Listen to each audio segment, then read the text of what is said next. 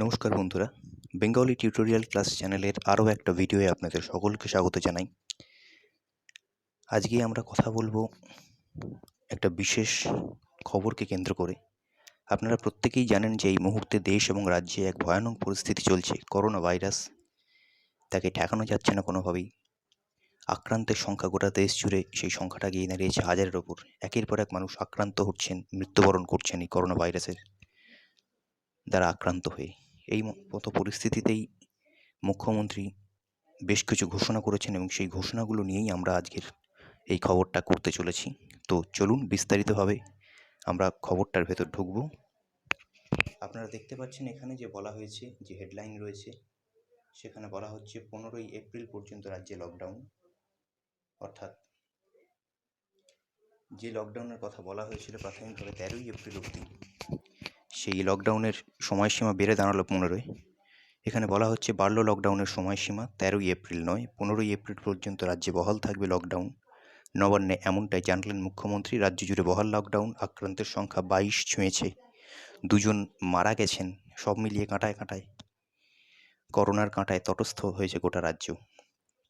এর মধ্যে, এই পরিস্থিতির মধ্যে যে ভালো খবর সেটা হচ্ছে বেশ কিছু মানুষ সুস্থ হয়ে এসছেন এবং সুস্থের সংখ্যাটা ক্রমাগত বাড়ছে।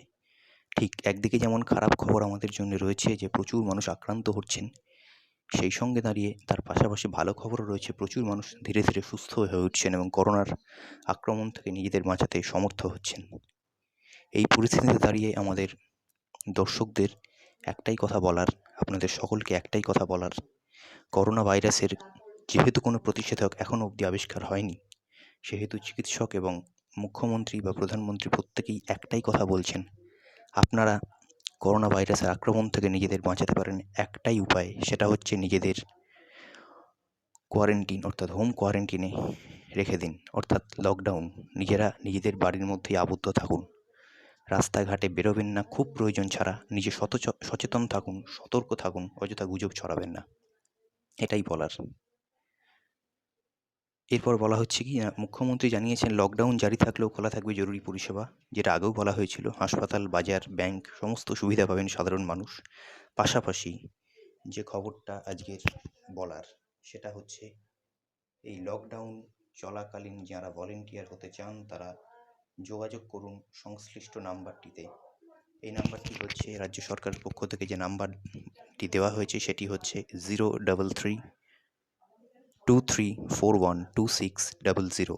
আরেকবার বলছি, 03323412600, সরি 03323412600।